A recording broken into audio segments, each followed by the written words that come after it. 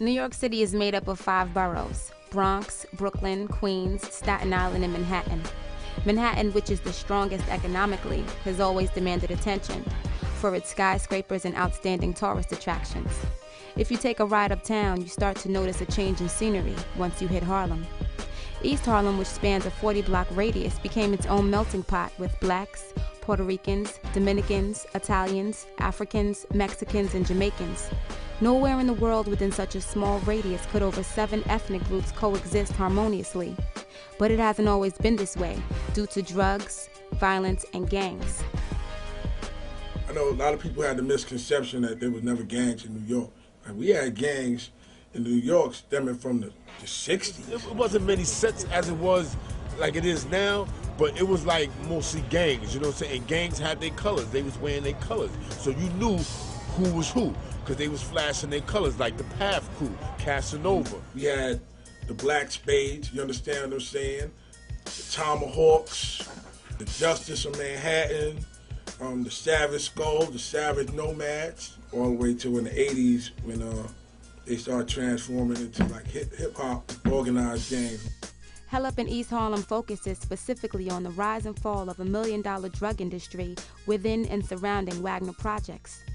This is our story, our pain, our struggle with the way drugs, gangs, and violence affected our community, and how hip-hop became our way out. And Bambaataa had the vision of uniting everybody through the music. Under Zulu Nation, you had members that were former Savage Skulls. You had members that used to be deadly enemies, now united. With the Spades, Black Spades, there was a Spades chapter in Harlem as well, you know, in Wagner. You know, that brother Taboo that was down there. You know, he was like running things down there, and he also was running things. He was also running things for Zulu Nation down there as well. The 70s, the gangs died out and turned into crews with the hip hop thing.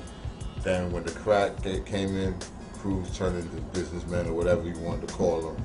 You know, he was drug dealers. You know what I mean? And like the thing with the music, with hip hop, the thing that almost killed hip hop, and it set hip hop back a lot, is because a lot of the artists and stuff wanted to be drug dealers. You know what I mean? So a lot of cats got caught up in the streets. You know, the strong ones survived, and you know, like I said earlier, the records is what, you know, records and touring and staying in studios, what helped a lot of crews really stay out of it. But those who are lesser known but still in the game wind up hitting the streets and turning to the crack business and all these other things. The horrific impact that crack had on our community was devastating. Hip-hop musicians whose careers were in limbo were using it as well as selling it as a means to get by between hit records. It ruined the lives of millionaires, kingpins, athletes, doctors, lawyers, and families. No one was exempt from this addiction. Not even the people selling it were ready for their addiction to the fast money coming in. East Harlem, okay? All up and down 2nd Avenue, okay? Hundreds of thousands of dollars a day being moved around. They don't make a difference who handled them or who had them, but if they're being moved around, you know, from just exaggerating or just taking thought off the top of your mind and throw out people's mind and say, oh shit, drugs. Sure, drugs. In an early morning raid, police arrested 8 gang members and seized more than 7,000 purple-topped crack vials and half a dozen cars with purple running lights. Mid-'80s, that crack came in town, and it was over, man. Like, the era changed, man, you know what I'm saying? Especially for Wagner. When crack came out, it was like $20 and shit, and you didn't know who was doing it. It was called freebase and shit. And I guess when everybody started making crack, that shit just, you know, the price lowered. So we went from 20 to 10. When it got down to 10, it was starting to get a little bit crazy. The neighborhood was getting, you know, crazy. You look on the floor, you see his crack barrels on the floor. But when it went down to 5, that's when it got serious. You know when the crack hit this community, which is Wagner Project, things just really went haywire. Drug was so powerful that it had cats selling everything. Cats were selling cars, houses, I mean, jewelry, whatever. Taking their clothes off, niggas was selling TV, they was running around, bucket shit was crawling on them, jumping doors, being locked in, was out of control. I love it. Is one devastating drug. It happened to knock me to my knees, knocked a whole lot of people in this community to their knees once that white rock came in this vicinity. The crack and whackness started from Eric Beatty and Jim and all of them niggas. They started crack, and when they got killed, before they got killed, then Jose and us came out here. You know what I'm saying? But the original niggas was Eric Beatty and them niggas. Crack came and killed our youngsters off. It made our women start wearing sweater hats and all that kind of stuff like the fellas wear. I mean, they forgot to wear skirts and dresses because their mothers didn't keep them in the house no more. They were putting their mothers on the stoop and all kind of other crazy things, stealing the TVs. I mean, you know, drugs generally took, you know, the whole east side off. I can remember when crack came off, and motherfuckers was getting busted and police ain't know what it was. They had to let niggas go. These crack vials all on the floor. You got people, to us it was nothing, because we were seeing that every day coming outside. That's when the first time you started seeing zombies or whatever, you know what I'm saying? And if you remember Public Enemy's joint, Night of the Living Baseheads, I mean, these cats was the living dead. Yo, New Jack City, yo, that was real. The term cheese line started over here, man. I really do believe that. It was ugly out here. It was money. People was getting money. Cats in the streets back in the days doing hand-to-hand combat was getting more money than cats that's getting real money supposedly now. Man, I mean, you really had like more than like 75 to 100 people online to get, you know what I mean, a taste of that thing. After a while, it became like the norm, you know what I'm saying? But that's when crack first hit, you know what I'm saying? I guess the city, as you could say. Back then, Deacons was made. It went from cops to Deacons. Crack was crazy. Night and day, you right. The dope was the thing in the 70s, 80s, but when the crack came out, you had dope fiends getting on crack. You know what I'm saying? So crack was the thing. Crack hit and changed the motherfucking hood, period. The drug trade was definitely strong over here. You had a lot of, I'd say, cycles, you know. You started with weed, it turned into coke, and turned into crack. By the time I got to Harlem, crack was full blown and all the hustlers was getting money, living it up real big. The impact crack had on our community was vicious, yet it turned a blind eye to one making a profit. The beginning of the crack era brought chaos and mayhem, but you know how Harlem gets down. An organization wasn't too far away. Everybody was trying to start that crack shit, man, but you know what I mean, the Puerto Ricans, man, from the first side of the projects, man, you know, the Joes, you know what I mean, keep it like that, the Joes from the other side, you know what I mean, from the first side, and you know what I mean, them niggas came, they made a real strong movement. And then you had me, Vic, and Skip. We was one of the first three to sit on the bench side by side with actually the Oyes when they came. It was Jose and Gino. You know, that's the real history. We sat side by side with them. And actually Squirtle brought them over here to sit. And then we came up with little Jose and Gino, and then, you know what I mean, from there, when Jose had to go to prison, you know what I mean, I had to force Eddie into this shit. Eddie didn't even want to go into the motherfucker. I had to force him to take over the gang because I couldn't do it. You understand? And then when Eddie took over the gang, that's when we unified. Joe Silver and all them niggas, they had the projects literally on lock. Lock. If you wasn't fucking with them niggas, it didn't matter if you was black or Spanish, you wasn't eating. I mean, Puerto Rican niggas seen how lucrative that crack brand was and how 2nd Avenue had that motherfucking clientele with that motherfucking crack flow. Them niggas said, fuck that, we gonna come together, we gonna get this motherfucking crew, and we gonna put these pink tops on the motherfucking second side, and we gonna run through it. Ain't nobody selling no motherfucking crack but us over here. Only thing I give to the Oyes, I mean, they kept intruders out of here. A nigga come from another neighborhood trying to stand up here and post up, Oye niggas will beat them down. You know what I'm saying? Don't come over here with that shit.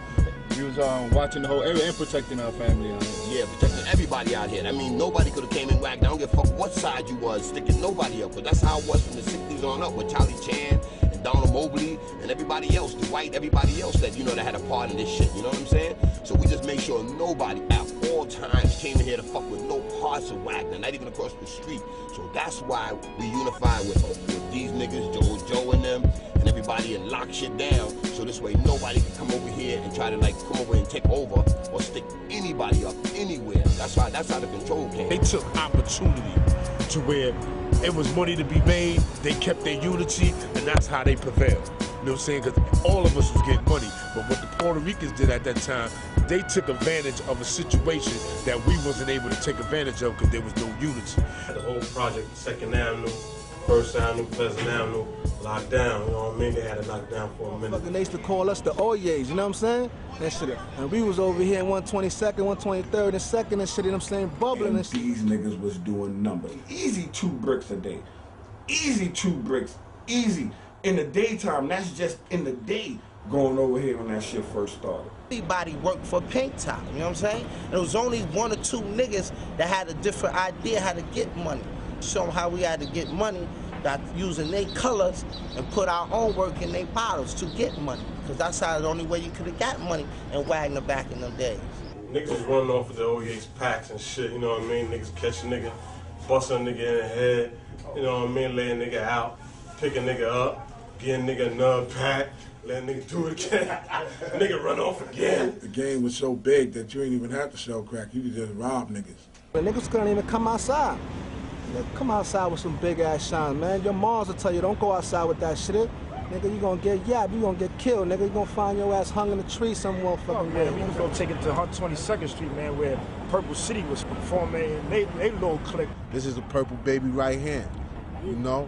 Just to see them niggas running all crazy on the east side and all type of purple vehicles, all type. They was just on some bullshit. They was getting money, doing a lot of big things. You don't see it like that no more.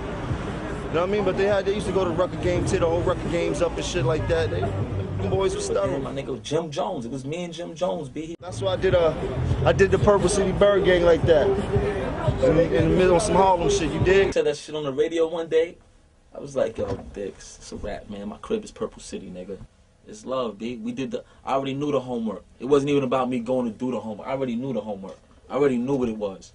You know what I'm saying? The purple cars, the purple lights, the purple everything, my nigga. Then you had Purple City, KC in them. They had to be one of the strongest crews out, and they were strictly selling crack.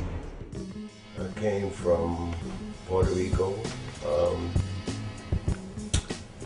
a small city in the northeast part of Puerto Rico, Aguana. That's where I really came from. You know, I started hanging out in Wagner projects. Finally, they built Taínos. We moved from 124th to Taíno in 1976. I went to Julia Richmond, and then that's when you know, started hustling.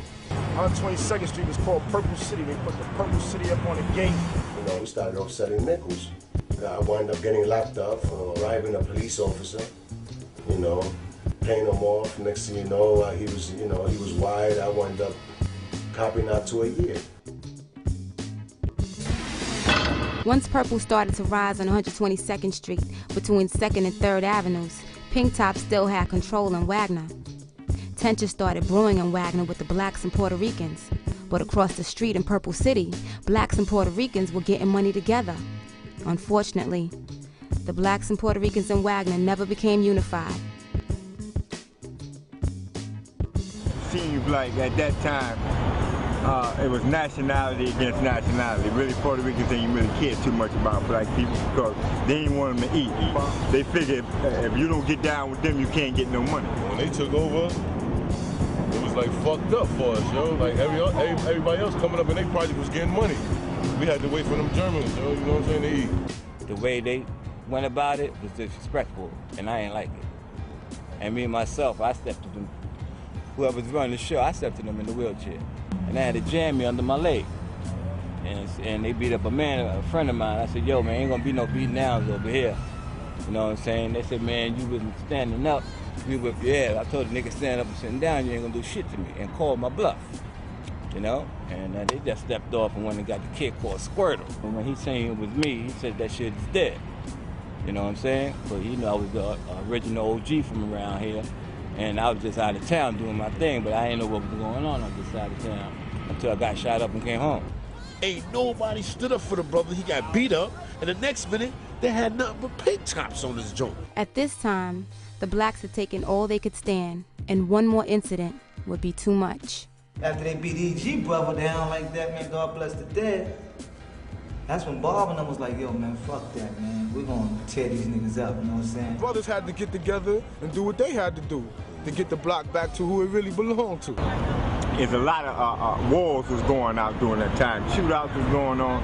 You know, people getting murdered. Poe came through in a U-Haul truck, shook them all years Poe up. and Poe chased them niggas straight down the First Avenue, shooting at them niggas all the way to the projects. And that was the first time niggas saw they was weak. Bro, the niggas was taking it upon themselves to say, fuck it, I'ma aim back out at these niggas. Every day, broad daylight, they ain't give a fuck about nothing. I'm coming from Ride Playland on a 45 school trip. These niggas busting in 23rd. One motherfucker in particular was Bob Lemon. As far as brothers getting back together, he sat down, brought his plan out, brought his plan to the table, wasn't taking no bullshit from nobody. So if a nigga see him standing up for him and he got a gang of niggas behind him, everybody stood up, know what I'm saying? He made you stand up. Yeah, he had us when we was little niggas, right? Black, he had us boxing, yo. We used to teach us how to box. Will Love and Bob used to box and train together and run around the reservoir in Central Park. They was getting a little bit of money, whatever they was doing, but it wasn't really nothing. Came across to Bob Lemon. It's like I was on Brook Ave and he was in the hood. He come through the hood, he was doing this thing in the BX, and we used to always say what's up to each other. And we hooked up. When I met Bob Lemon, I didn't know nothing about the gang. Never knew what Harlem was until Bob Lemon took me to Harlem. He took me to the Rucker. He took me to all the games. He took me to 8th Avenue, the car show, going up and down the blocks. And that's when I was like, wow. He let me know First Avenue, Second Avenue, Third Avenue. You know, he took me, he said, this is where it is, this is where that, this is where we do this is where the Oye's at, this is where the brothers at, this is, you know, it was crazy. Like, I was like, wow, this is big. And then, me and him hooked up. Will got with boy George. Me and George hooked up. I was just sure he just chilling out on the block. But after, like, he came to the hood, 139, it was a wrap. That's when we just took it to a whole different level. When Boy George and Will got connected, Will blew. And I seen Bob and he came and I said, yo, this is what it is. You know what I'm saying? I want you to meet my man, you know what I mean? He's good peoples, boom boom. They hooked up. It was a wrap. It didn't even take 24 hours to know what that was. It was just like the whole lifestyle changed. 1,000 bundles a day, and then that shit start turning to a motherfucking 1,000 bundles every 6 hours. That's when the manpower started to pop up. That's when all the guns started to pop up out of nowhere.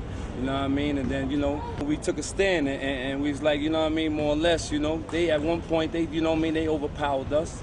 Then, you know what I mean? Then another point, we took our shit right back. Around 88, we took all that over. You know what I'm saying? Niggas strapped up, came out one day and ran them niggas up out of there. And once we set up, we shut all that down. So the pink was out and it was obsession. In the 80s, us in the Bronx, we had Boy George, you know what I'm saying? And then you had Harlem cats that was saying, yo, Bob Lemon, what? Harlem dog, Bob Lemon was that nigga. Nobody did it better than Bob Lemon. I mean, crack shit was one thing when niggas getting a certain amount of dope. Them niggas getting $100,000 a day type shit, you know what I'm saying? They lines was ridiculous. And they wasn't open all night, them motherfuckers still open for about 8 hours. You know what I'm saying? They got paid and broke out. Heroin would be a quicker flip if you was a drug dealer than to deal crack. So, and heroin's a quicker business. You open up at 5 in the morning, you can be done by 9, 10 a.m. and make more than you dealing from crack all day long. East side, you know, they had a lot of niggas leaning. Flashing. You know what? Because that motherfucking project saw millions. Word. Diamonds, rubies, every motherfucking way. You never seen niggas with the rubies and the diamonds and the name buckles, man.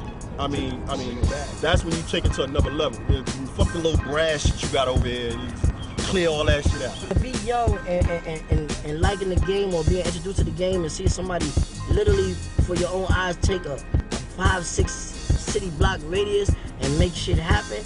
I'm talking about shit you see in the feds, dog. They was like, yo, we was here to see all that firsthand. Bob Lemon was like the first black that I ever seen. He really had like a stranglehold. You know what I'm saying? He made it all right for other black niggas to say, yo, I could do this shit, yo. Like, at that time, this all Puerto Rican niggas was mashing niggas. From 1972 to 1988, We talking almost 15, 16 years since a brother was able to establish himself.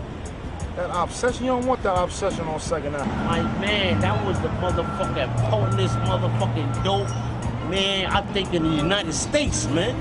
When I came here, who was it? Boy George and them crew. They had this shit locked down with the D, and that shit was crazy. They was making mad money. And it was so crazy in 22nd Street that at one point of the day, Bob Lemon had to take his crew up to Mount Morris Park. To Mount Morris Park behind the wall, behind the little red house over there, and that's where they used to get Mount Morris Park was our other location, you know what I mean? So if 22nd got hot, leave a nigga right there, Mount Morris Park. Walk on Mount Morris, it's nothing changed. It's still the same motherfucking numbers. We used to have to walk up this hill.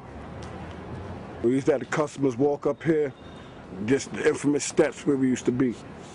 We used to have all lookouts. We have about 3, 4, 5 different dopes right here on these steps.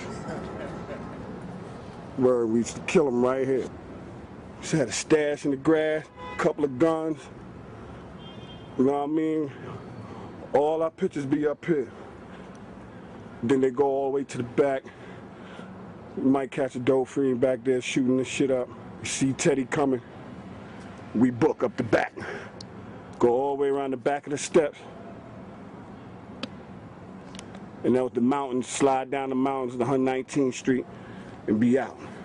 But this was the infamous spot. It was basically all over New York. These niggas is doing 400,000 or 500,000 a day. We had 30 to 40 people lined up. Police drive by, they didn't know what was going on. It was a bomb.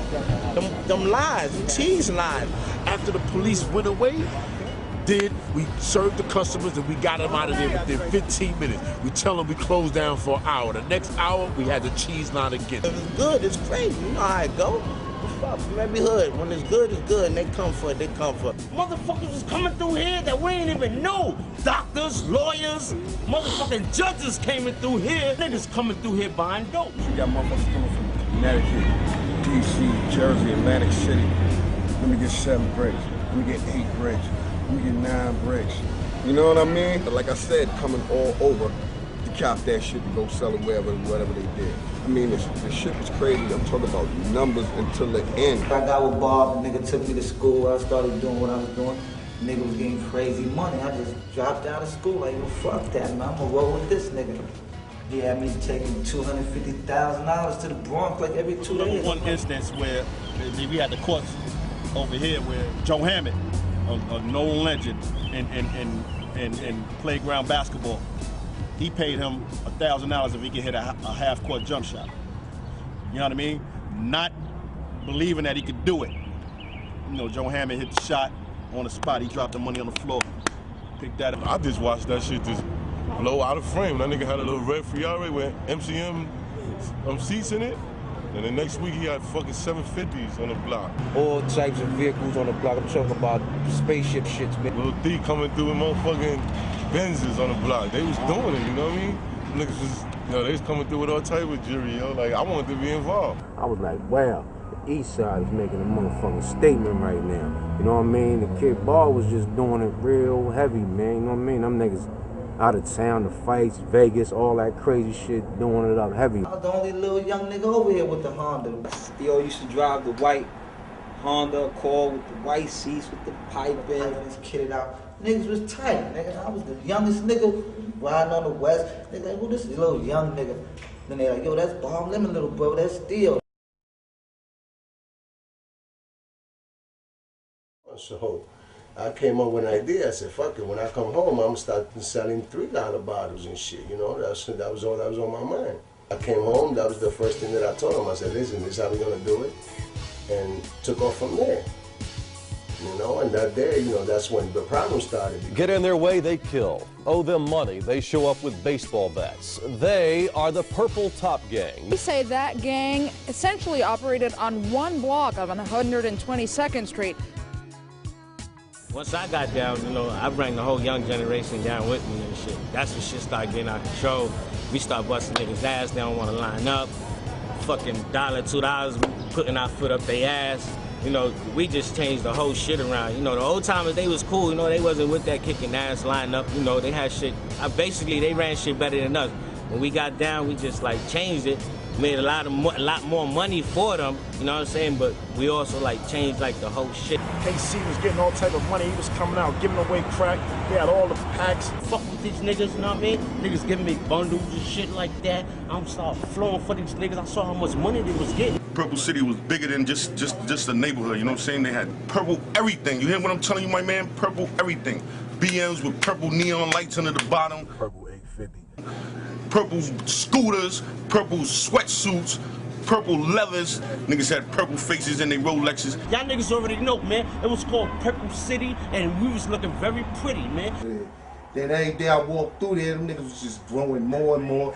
I mean, I used to go on that block, man, and I used to do like 20, 30 packs easy like this, like no tomorrow. The shit that was down the block, that shit was like that shit was a cheese line. That shit was like a school. It was like niggas was going to lunch, man. Lines was so crazy that we had to be on the other side of the gates that surround Taino. We had to be on that side. We wouldn't get mauled by the fiends. Every motherfucking day from 7 in the morning to motherfucking maybe 4:30 the next morning, you probably only had 2.5 hours to rest, man. You know where I used to sleep because the money was so good? Outside. Wherever I stood, that's where I slept. Your car was parked there, I'm stretched out on your car. A couch was thrown out on the street, I'm stretched out on the couch. I'm not going nowhere, dogs. We was on this motherfucking block selling so much motherfucking drugs, the 25th precinct used to get tired of coming over here. The motherfucking shit used to get hectic, and the police used to come in and get on their rah-rah shit. 5-0 run through, the fuzz would come through, niggas be throwing damn near toilet seats at them through the window. Try to chase niggas all in the block. They be out here, park their joints, jump out running, whatever.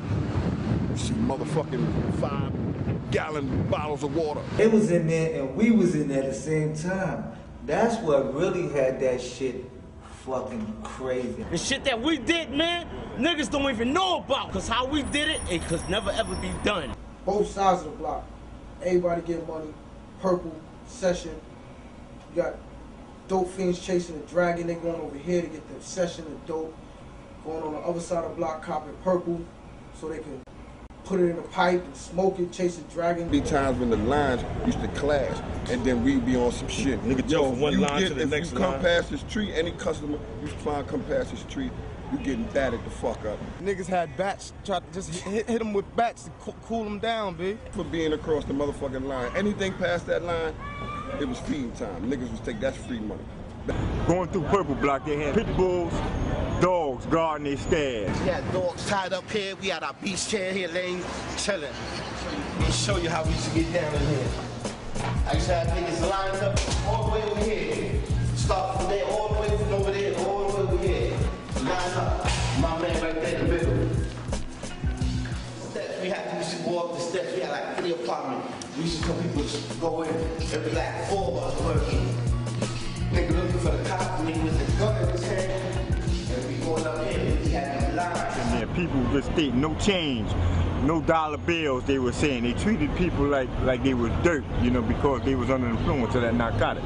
You know, they treated people like this was a slave time during that time. You know, I can say this because this is firsthand experience, I'm telling you. I smoke crack myself, so I know I've been on them lines and I've been through that kind of abuse.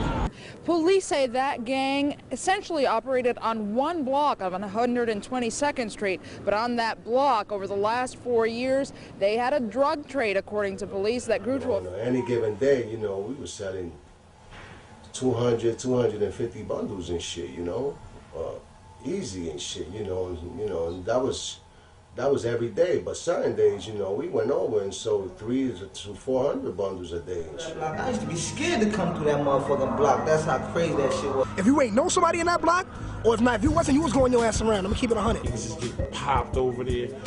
I mean, the crime rate was up over there. In that hood, it was serious.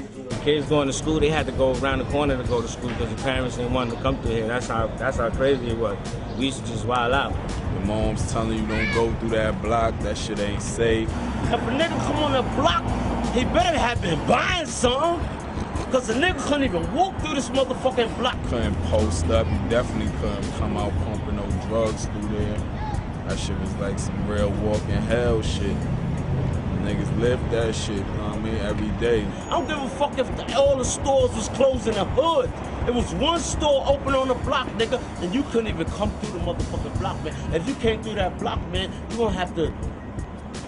You see, I'm looking at you. I'm gonna have to tell a nigga, who the fuck is you are, man? What the fuck is you walking through here for, man? You know somebody over here? Nah, man, you ain't coming through this motherfucking block unless you wanna catch a headache.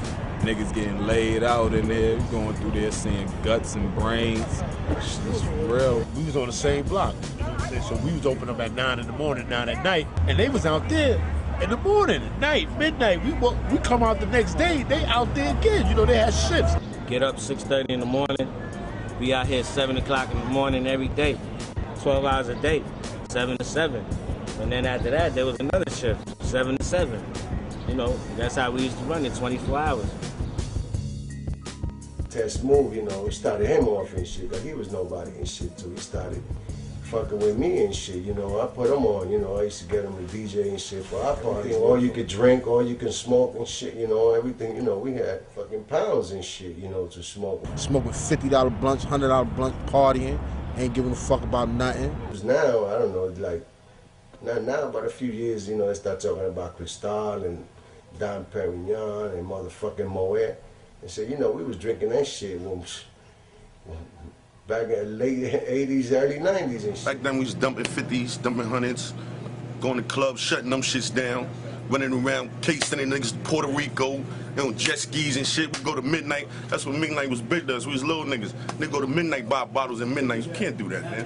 While Purple City and Obsession was getting that paper on 122nd Street, just a block over in Wagner Projects, it was open season now that the Pink Top run was over.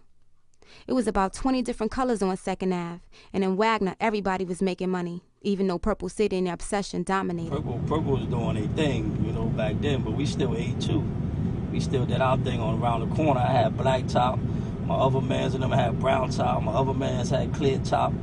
My other mans had red tops. My other man had gray top. There was so many colors out on 2nd. Niggas couldn't even go to the store and buy colors no more. Niggas started spray painting their own tops. Man, everybody ate, man. That's how much money was out here. Like that, everybody ate. Everybody was happy. Everybody ate. Everybody let each other know when Teddy was around the corner. You know what I'm saying? That's what Harlem was about. Niggas getting money. Wagner was the main attraction for dice games, 50 G's in the bank. All the well-known players came through, from Daddy to Carlton Hines, Rich Porter to Alpo, showing off their new cars, visiting friends, and the baddest chicks in the game knew that Wagner was the meeting ground for the players. You know, gambling out in the street, thousands of dollars just sitting on the sidewalk. Niggas getting paper, they started a dice game. That's when I fell in love with dice. You had top-notch names over there at the dice game. You had Tommy Chon at the dice game. Yeah, Chauncey. Yeah, John Hardy Green with the cushion. Dice. Niggas started one of the biggest dice games I might have ever seen in my life. All them niggas is getting money. I will leave, go upstairs about 3 in the morning. These niggas still gambling. Go to sleep.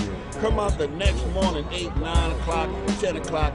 Same niggas still out here, no t-shirt on, gambling. It had to be about 200,000 cash. In the bank and all that. And you have brothers that was coming from the west side. Different crews, different sets come through, and they come in a second just to roll fucking dice. Obsession, like you already know, them niggas gonna get Big Daddy Kane and them niggas that throw yacht parties and shit. You know, it was a yacht party and shit.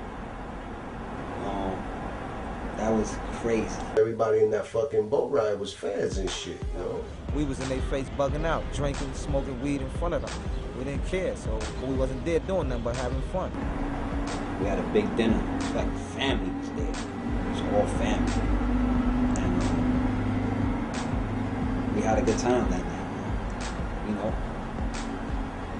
We was all wearing that, that's belt buckles, the watches, the cars, the gifts. It was crazy. We went back upstairs for entertainment or whatever, and Big Daddy Kane was performing, you know what I'm saying? And back in them days, Big Daddy Kane was that nigga, you know what I'm saying? Warming up Kane or whatever, he was that nigga, B. Sapphire, TKA, a few people performed. The party went on, and it started coming to an end. The boat started turning. After the shit came back to the dock, went downstairs, everybody got in their cars and everybody broke the fuck out. Some niggas ain't take their tucks back, some niggas did. Bob called me. He said, yo,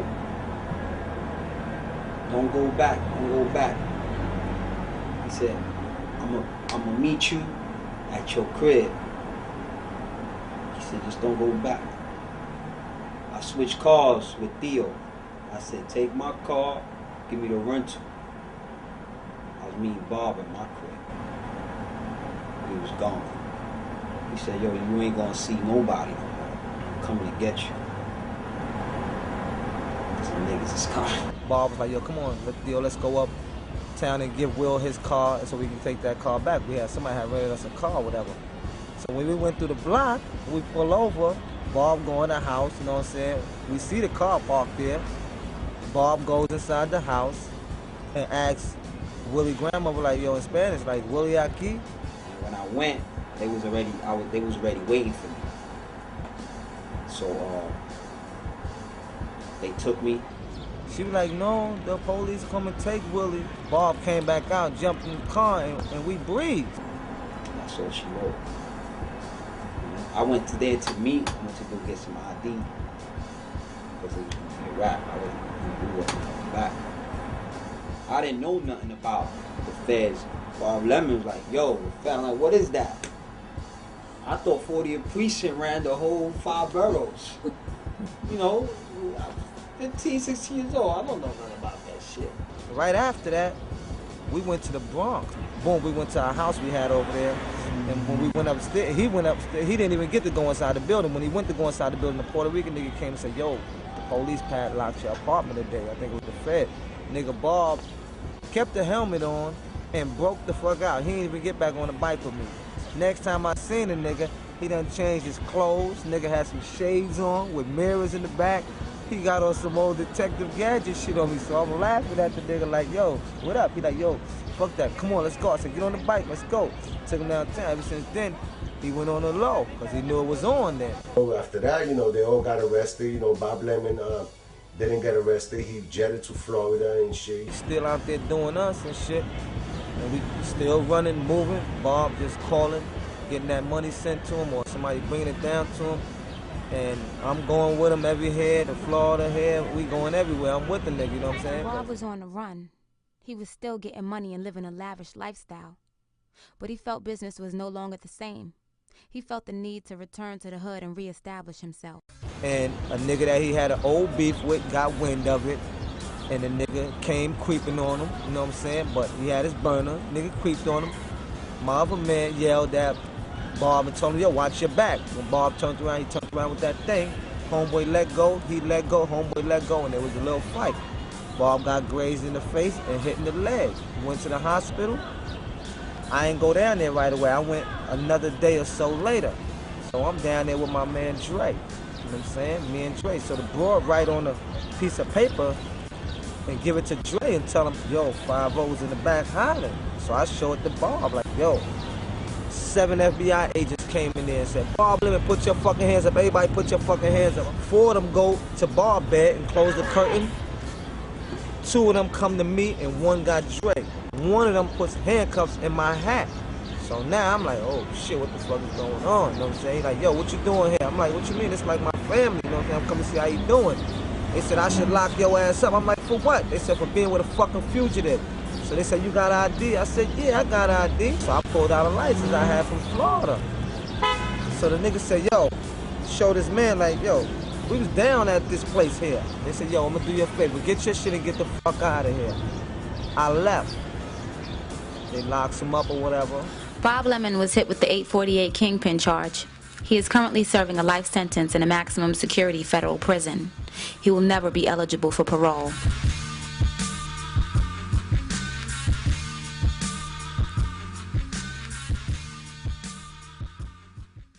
I had this apartment in the Bronx and shit, Castle Hill and shit, and in the Bronx. And when I come out the building, and I look, you know, I'm walking towards my car, I see there was a car parked right behind it and one in front, you know. There was guys in the motherfucker and shit, you know. So I got in my car, you know, I took off. I got to the light, and they took off, you know, they took off right behind me and shit, you know. So I turned, they turned.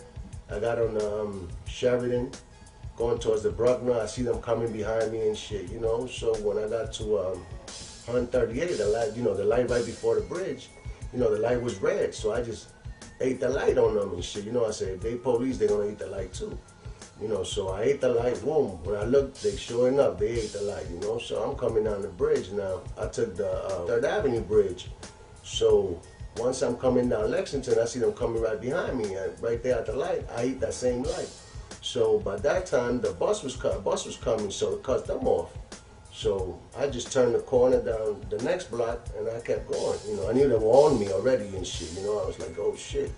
You know, that was really the first time that I noticed and shit. We're a violent gang. That's why the Homicide Investigative Unit started the investigation, because they were responsible for a number of murders and a number of assaults. Anybody who interfered with their operation was beaten up, shot, or killed.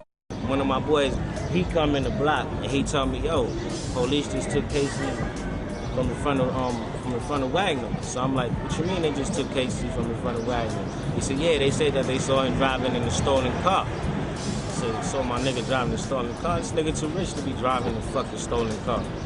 So right there, you know, I should have put 2 and 2 together, but I didn't. So we get in the car and we drive around Wagner. We come all the way around Wagner, boom. And we see that, if we come all the way around Wagner, we don't see the TNT car that grabbed him. We see the TNT car that grabbed him in 119. He go up to the car. I'm still in my car. He go to the car and he asked the police, I guess he asked the police, you know, why you taking him? So all I can remember is I see the motherfucking police out the driver's seat snatch the motherfucker to the window. And I'm like, oh shit, what's going on? The other cop get out the car. This is on 119 a second. The other cop get out the car and arrest him. So as soon as I see him arresting him, I try to pull out of the parking spot. A car came from 120th up the wrong way, cut me off. So I was stuck in the parking like this. So one of the cops got out the car, he grabbed me, he threw me on the hood, and he said, yeah. He said, yeah, shorty, I finally got you. I'm like, what you mean, you know what I'm saying? And they bringing us through into the precinct, 25th precinct. When I get through the door, they all start clapping. All the police on both sides, they start clapping. Everything went down and everybody just started getting locked up. This is Channel 7 Eyewitness News. Get in their way, they kill. Owe them money, they show up with baseball bats. They are the Purple Top Gang, known for the crack vials with purple tops. And 2 of them are hiding from police right now, but other suspected members are locked up tonight, ending months of terror in East Harlem. In an early morning raid, police arrested 8 gang members and seized more than 7,000 purple-topped crack vials and half a dozen cars with purple running lights. Manhattan DA Robert Morgenthau says the group ran a $14 million a year operation. They were a violent gang. That's why the Homicide Investigative Unit started the investigation, because they were responsible for a number of murders and a number of assaults. Anybody who interfered with their operation was beaten up, shot, or killed. For the first time in a while, it was a quiet night in what drug dealers dubbed Purple City on 122nd Street. Tonight, that operation is shut down. You know, I was in the investigation for 2 years and shit, you know, so, you know, these motherfuckers, they told me about, they were with me on the planes going to Puerto Rico, they knew every motherfucking stash house that I had, they knew every crib that I had, they even know the house I had in Puerto Rico, they knew everything and shit by then and shit, so, it didn't matter then and shit, they were ready to own me like a motherfucking cheap suit, because, these motherfuckers, they had so many motherfucking surveillance tapes and shit, when I got arrested, that I got tired of looking at them and shit. I told my lawyer I don't even want to see no more and shit. There were so many. They were like, yo, we have over 50 motherfucking 50 people that's willing, to testify on you right now and shit. What the DA was telling my lawyer and shit, was shit that only we would know and shit, So I knew that whoever it was reliable. I had this bitch, the judge and shit, Leslie Crocker Snyder, she was the worst of the worst and shit. At that time, you had all these other crews locked up and shit, and I used to go to court with them, and I seen them coming out of her courtroom and shit with tears in their eyes, with 200 years, 175 years, 150. She was giving numbers like she didn't want a nigga never come home. They started off with 25 years and she brought it down to 20, then 15, that ain't shit, to a lot of people that's a lot of time, but, You know, for what I was doing and how we was doing, I said, fuck it, I'll take that. You know, better that than to never coming home and shit. Because if I would have took it to trial, I would have never, you know, I would have never made it. I would have still been in this shit, you know. So I took it. The soldiers of Wagner Projects became urban fashion trendsetters, and East Harlem served as their runway as they sported Marmots, Gore-Tex, fitteds, and Nautica sweatsuits. One dude in particular was Kenny Hutch.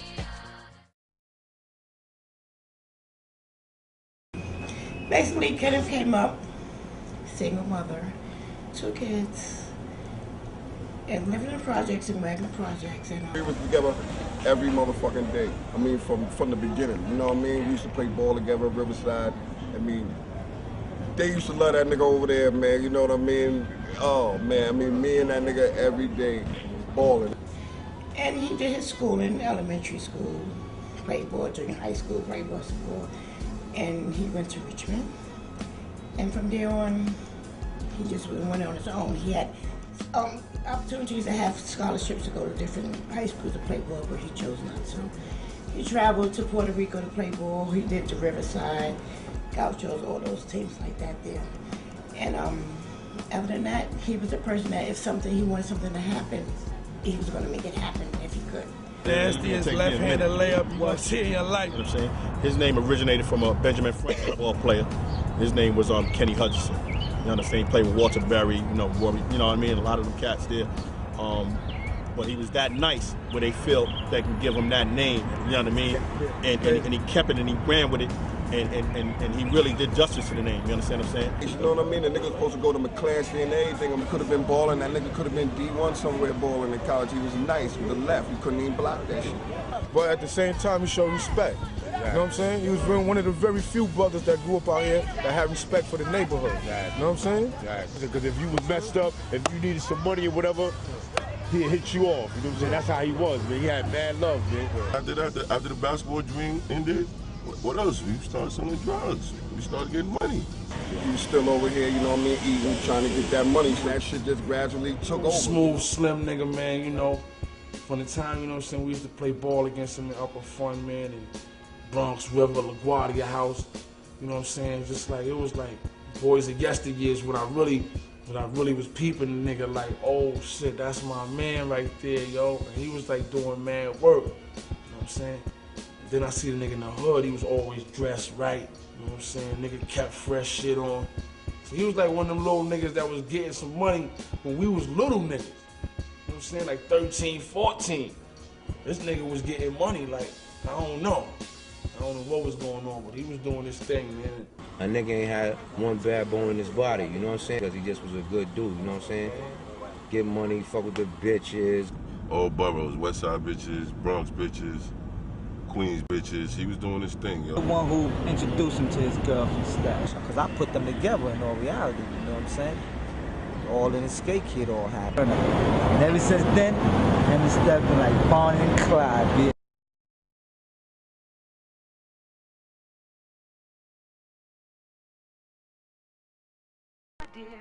Understanding closeness fears. Here this little nigga coming out of nowhere.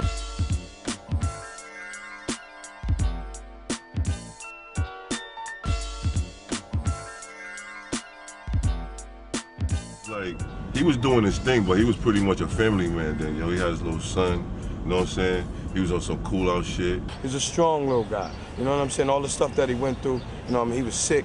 You know what I mean? I seen the brother throw up a pool of blood. He had to go to the hospital. He was in the hospital for a couple of weeks. You know what I mean? He let his wife hold an MP at the MP and shit. Whatever she was doing, she met the wrong niggas. She hooked up with some broad that was fucking with the dude from Ebony Lounge and them family. His girl stole something from them Colombian niggas, his connect, and she was fucking with another broad and Hutch girl. Hutch girl told Hutch, yo, I'm going to Florida. Hutch was like, what you going to Florida for? I'm going to be with my people. He said, you going to take the baby? She was like, no. He said, well, your ass ain't going no motherfucking where. Shut her shit down. So she never did get to go whatever she had parts in that thing, if she had any parts. But next thing you know, Hutch went home. So he coming out the hospital on some cool calm shit. He's still getting his little bit of bread. Still fresh, still right. Hutch went home one day, he had the MP.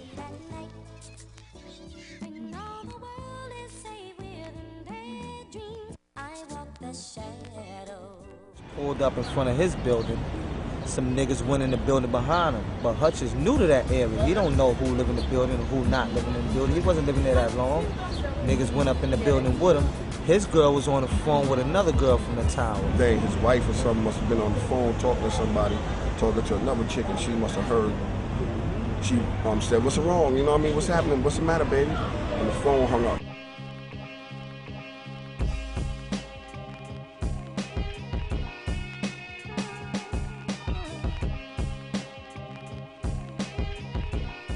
Said, you know what I'm saying? She was sodomized while they made Hutch watch because his eyes was all puffy when people went to view the body. So he had to been crying watching them do this. And when they got the baby, my man Mom's got the baby, and the baby was saying, "Mommy, Daddy, Pop, Pop." In my house, I was in the shower.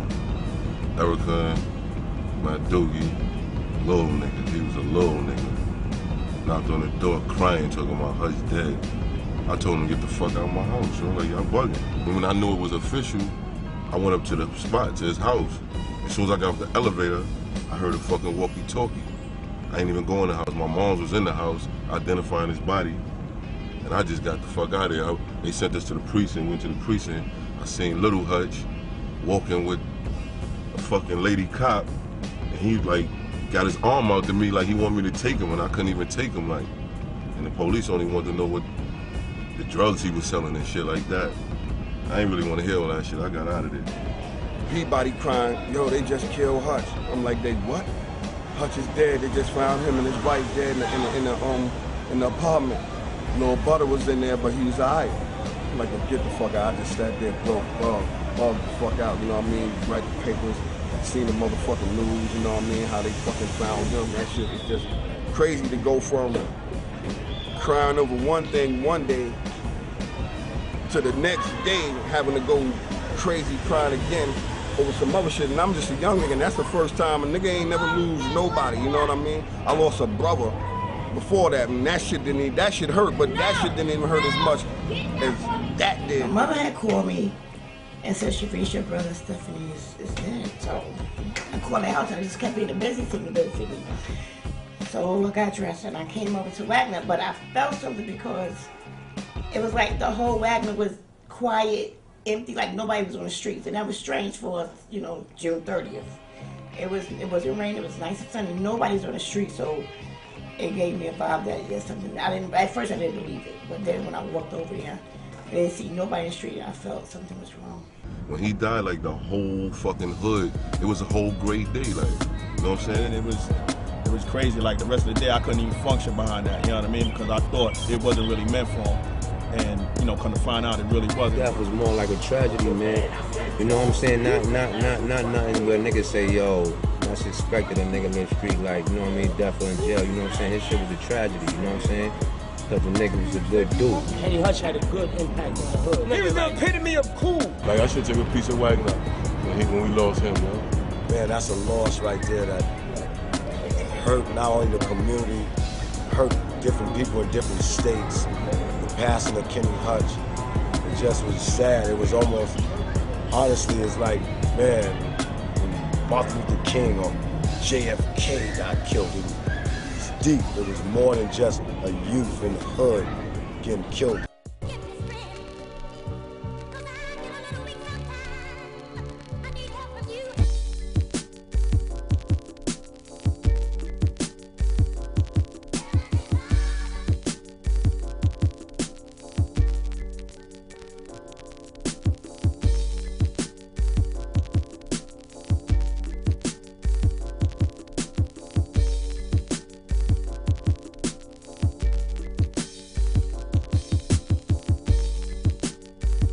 Put the funerals together, and they didn't even do that because there was so much bickering between the families. You know, his family blaming her family blaming him.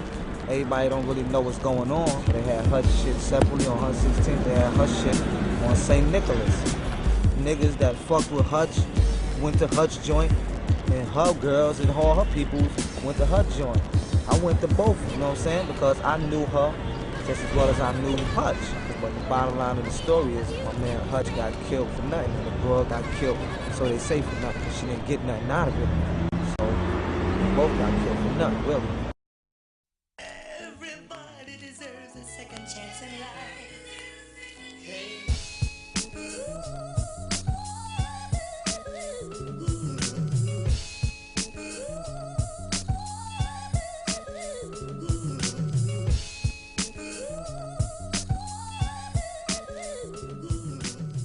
We got little butter now.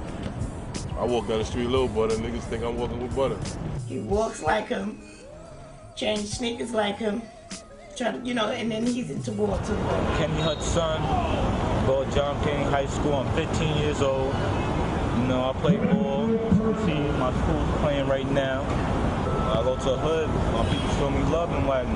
Man, Z Black, Bo, Pee Wee, Spicky. Go show me love. Everybody deserves a second chance in life.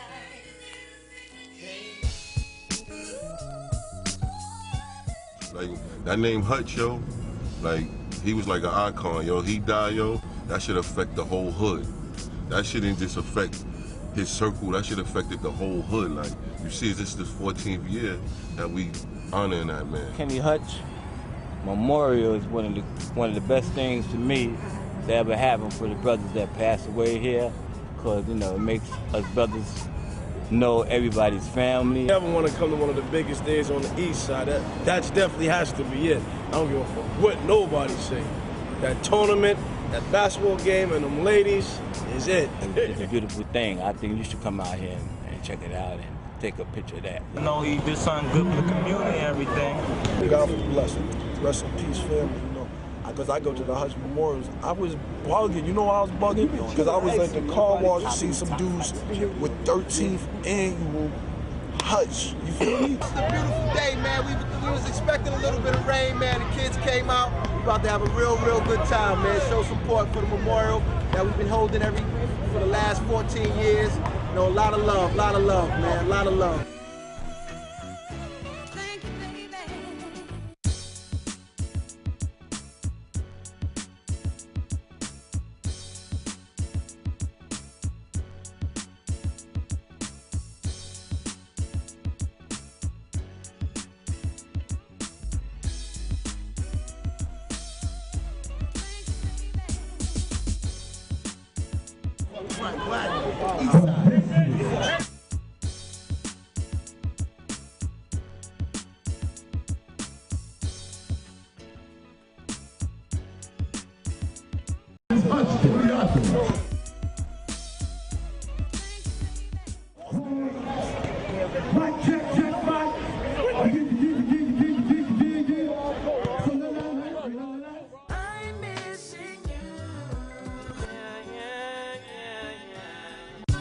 Each year we do the memorial for him, it gets bigger and bigger, but each year we're not less saddened. It seems like it just become more saddened, but we must rejoice and think about him and just come together on a positive note, in which we do, in which I know he's up there looking down upon us. You know, he's smiling. We out there keeping it going, and we got his son over here, young Kenny Hutch. We done took him under the wings.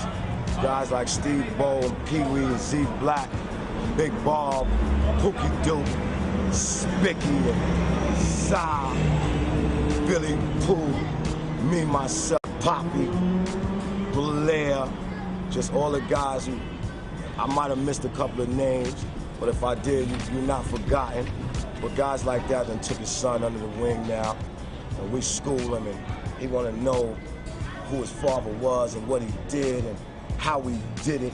So all of us got our own version, a different version, because we all got our own story. We all got our story to tell about Kenny Hutch. We all did different things with him, and that's what's important right now. We able to just touch the youth, like I said. And Kenny Hutch, people that don't know him know of him. People that never heard of him know of him. You know, it's just, it was a tragedy. It was a wake up. It was just everything in the pot. It just shook the neighborhood, and it was crazy. The passing of Kenny Hutch. You know, I got a 2-year-old son, and when he's old enough, I'll show him Kenny Hutch and tell him about Kenny Hutch and explain to him who Kenny Hutch was. It wasn't just, you know, sometimes they just write us off as a youth slain in the hood, and that's not the case. You know, sometimes people that we lose, it just changes our lives forever, which it did. It changed our life. It changed the way we thought. changed the way we live. And basically, he lives a really good, a short life, but a good life. After the murder of Kenny Hutch and his wife, and the downfall of Purple City and Obsession, there was a dark cloud over Wagner. A financial drought had set in, which was the offset for robberies and homicide. Although things were bleak for almost a year, the major soldiers in Wagner knew that things would turn around and another run would put them back on their feet. What they didn't know is that it would come from one of the youngest with the sharpest mind, who had been watching, learning, and ready to take over. Within a week, Wagner was back. Money wasn't a problem, and these hood celebrities could easily spend $10,000 at the bar. The clubs became their playground for the Wagner Project celebrities to let everybody know they were back on the map. They hit the Grand, Club USA, Country Club, and the Tunnel. I knew about Zod, this nigga Wagner. Niggas used to come to motherfucking the tunnel like 20 cabs deep. Just come through like this, heavy in the tunnel. Ask everybody. Man, the tunnel ran that shit on Sundays. Niggas know what it was, man. Trust me. What that nigga said, Uncle Murder? Niggas, Brooklyn had niggas scared of rough their borough. You wasn't there when we was there. I'd go to the store and bring back Cristal before Cristal was popping. You feel me? Smoke all that 100s and 50s and all that good shit. Oh, nigga, $500, say go get him a white tee.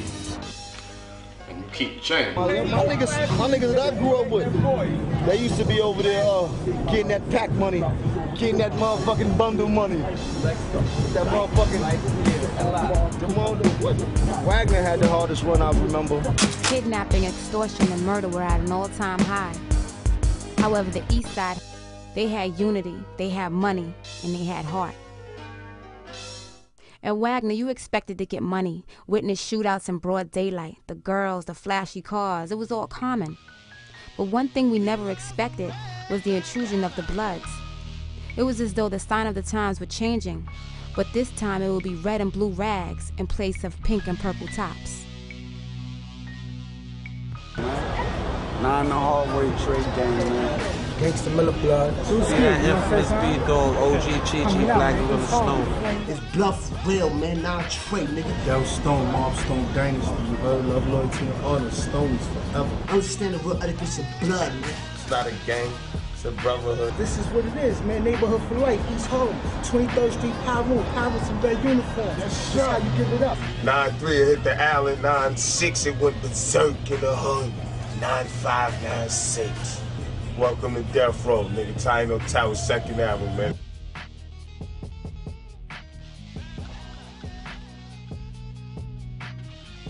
You know what I'm saying? Blood was just a formulate to stop the Puerto Ricans from oppressing blacks. That's why Bloods was formulated in New York City, because Rikers Island was crazy at that time. The Puerto Ricans was taking everything. Latin Kings had it locked. Yeah, 93, C95, it pretty much stimulated due to the fact, you know, we call Puerto Ricans and they're Germans, a lot of Germans, you know, C95 is pretty much San Juan right there. So, you know, they wasn't trying to let none of the brothers come in none of the houses and live. So it came a time and point where people just got together, mainly the brothers got together and said, look, we're gonna hold it down the way they hold it down. If a Spanish dude come in the house, this nigga could be coming up on a car. Dirty, funky, nothing, don't got nothing. Spanish brothers will pull them on the corner, give them a shower, some sneakers, some new boxers, some cigarettes and everything. You see him 2 days later, he look like cleaned up, shaved, running around, poking his chest out, you know, running the phone, hey, black dude come through, they was trying to air him out. See, when the brother come in fucked up, if you wasn't 5% or Muslim, you understand what I'm saying? Like, it wasn't no real love, like, with the brothers. Like, you had to be part of that to get love, you understand what I'm saying? And, you know, after a while, the brothers start feeling like, you know, shit, me, yeah. So it took a couple of strong brothers to come up in here and say, fuck, we're gonna take it for the team. So motherfuckers just got together, you know, ran into one certain individual, you know. A lot of people had a lot of love for him. After that, you know, every black brother came in the house, you know, motherfuckers catered to him, showed him love, got him on the mic. You know, I ain't gonna say we got him on prime time or shit like that, but you know, we got him on the phone. You know, they got a chance to do what they do. You know, call their family, you show them nigga love. The next thing you know, you seen a whole bunch of Latin kings turning blood. You know, it was greatly appreciated. I Yeah, I think my man Killer came home from the island, man. Killer Clan told us one day right here on the Ave. You know what I'm saying? He told us it was about to get crazy. He about to turn this shit out. We looking at this nigga like he crazy. Like, hell no, niggas is bugging. We ain't doing that blood shit over here, nigga. Niggas ain't followers, nigga. Niggas is leaders from over here. That nigga told us, man, and that shit was on. It's your boy Killer Blood, Gangsta Miller Blood. You know what I'm saying? Sole control of this shit, you know what I mean? In the alley, I met up with Killer Clay. You know what I'm saying? My man Killer, he was doing his thing in there banging. We came home, we turned this shit out over here on the east side, man. After a while, motherfuckers was getting slashed and stabbed. Everybody wasn't blood, man, because everybody couldn't be blood. Because it was a time when you had to eat that food. Eating that food, you know what that is, man. Buck 50s and better. You know what I mean? You had to almost catch a case, man. We talking assaults, man, with weapons, and you had to do that just to be down. Had the low blood that bitches running around here cutting everything. Motherfucking bitches come through here to the blood that bitches out. These bitches cut, these bitches run them out the projects. A lot of these females, if you look now, the ones who's 20, 25, 26, some of them got them cuts on their face. And then on, man, because these females was running up on them, tearing their face up. Yeah, about 4, 5, this was like a motherfucking, when we blooded niggas in that. It was like 30 niggas beating the shit out of one nigga for 31 seconds. I mean, we going crazy on niggas right over here. And when niggas looked over there and they seen a big ass crowd, they knew a nigga was getting his ass beat, initiated. A lot of niggas fucking the game up, cutting people and all that, you know what I'm saying? The niggas is on some real get money shit, you know what I'm saying? That's what it's basically about, you know what I'm saying? Lock shit down. You know, people feel like they threaten, terrorized and all that, but you know what I'm saying? The main agenda of it is everybody gotta eat. And if it wasn't cold red, niggas wasn't eating. Niggas had a motherfucking organization, man. It wasn't a joke. Niggas had an organization. It was organized though. These niggas having meetings in parks, all that shit. It was crazy. It was ugly. Don't get it fucked up. They was going hard. Like I said, man, them niggas was going hard, man.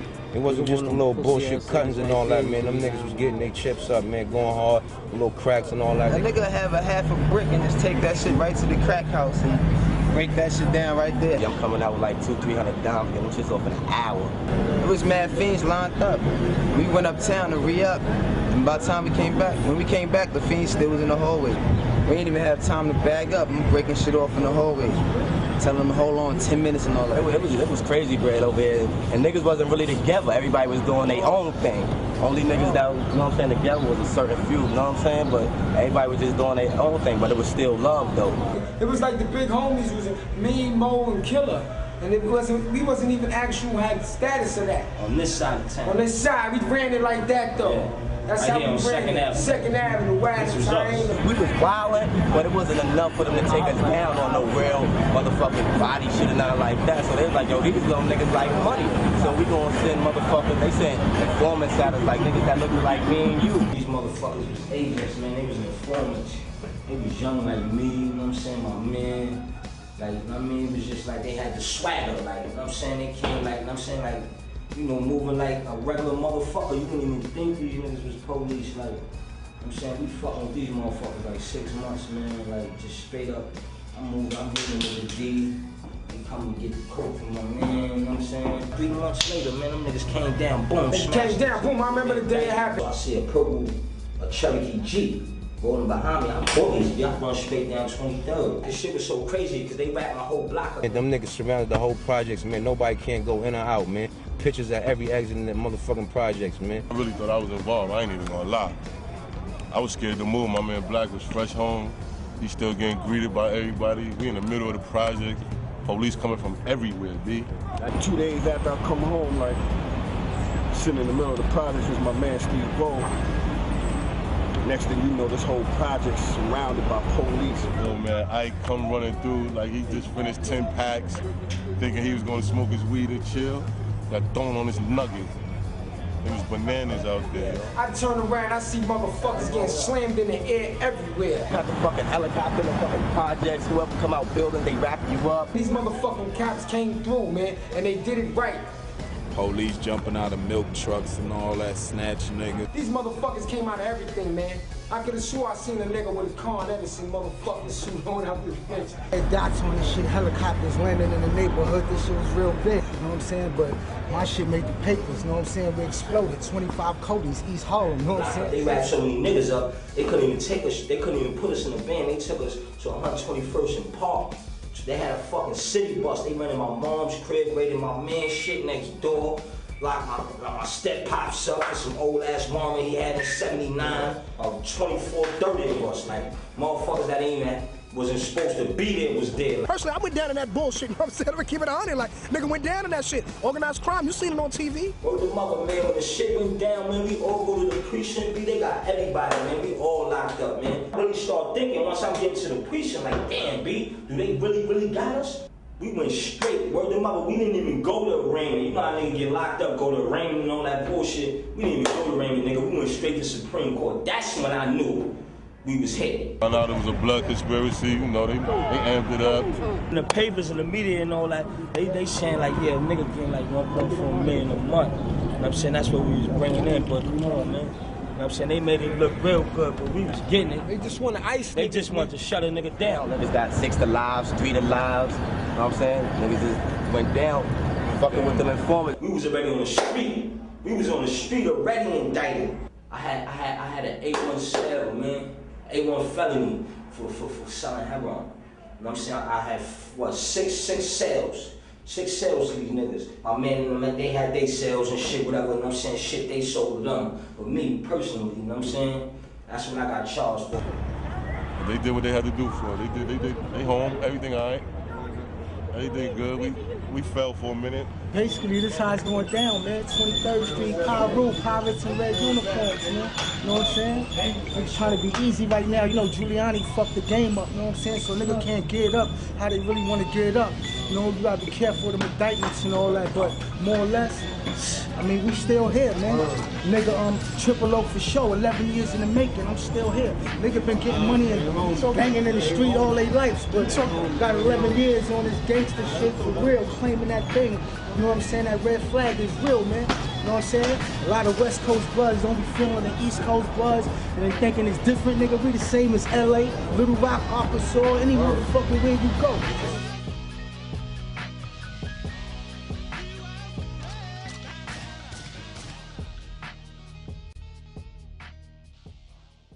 Even with the Bloods hitting Harlem in a major way, the main focus was always the next run, awaiting the chance after Throne to be Harlem's next kingpin.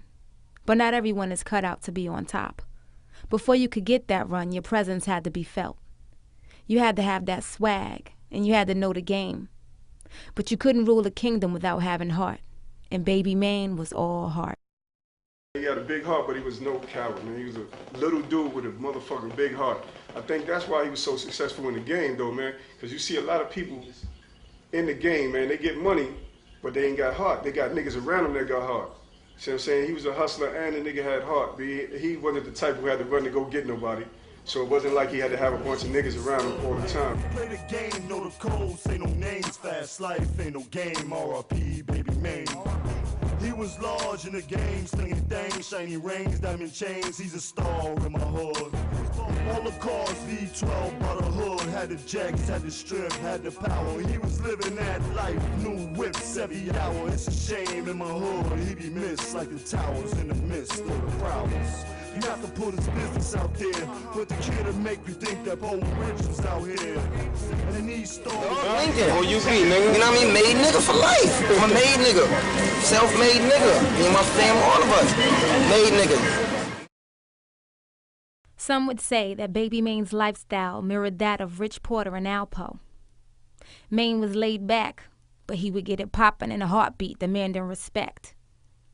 It's a known fact amongst the hustlers and players that Mane was a big reason for Mace's departure from Harlem. You already know why you left Harlem. R.I.P. Baby Mane. That's why you left Harlem. You ran up out of there, Beffa. You asked him about that, Miss Jones.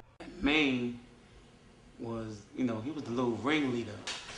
But yeah, man, Mane is an animal. We got some bitch ass niggas out here though. They know who they are. They know who they are.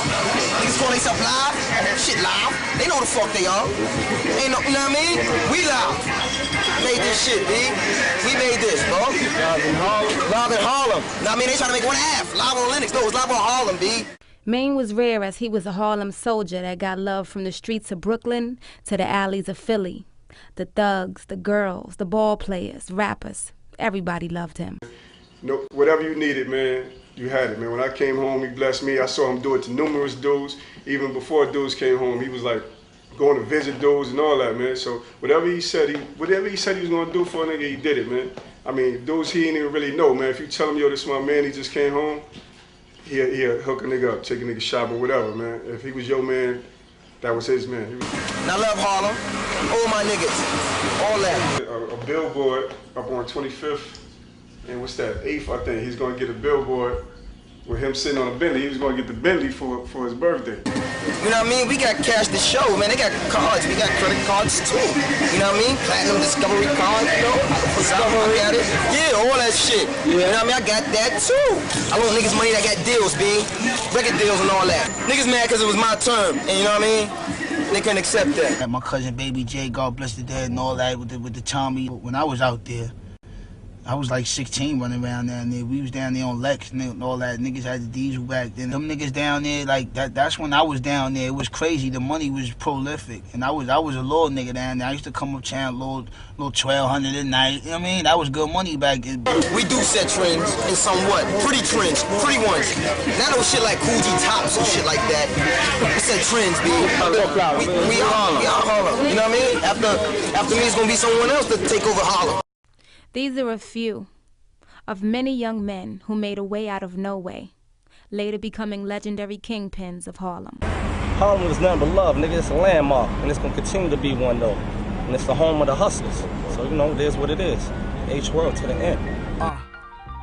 Yeah.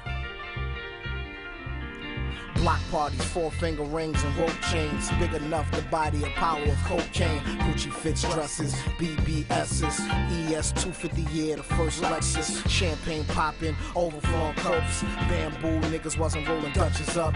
Pieces on your chain just to match your car. Everybody get free drinks if you at the bar. You the biggest drug dealer, you're the illest in the game. Walking the spot, the DJ be shouting out your name. Kev Childs, Rich, AZ, Boy George, Him Dogs, T-Money, the list goes on. Harlem niggas, you gotta respect it. I'm talking about when Bob Lemon came out with the Obsession. This here's the gangsters feel. I'm here to show you how the gangsters feel. Cause Rex, man, he know how the gangsters feel. And he's shooting in the gangsters feel. That's how the gangsters feel. Everybody go through the struggle, right? Your man stay your man, even though he make mistakes, you love him right. Whether he go to school or the hustle type. Gotta keep your day one niggas there, so now you're certain tight. Everybody go through the struggle, right? Your man stay your man, even though he make mistakes, you love him right. Whether he go to school or the hustle type. Gotta keep your day one niggas there, so now you're certain tight.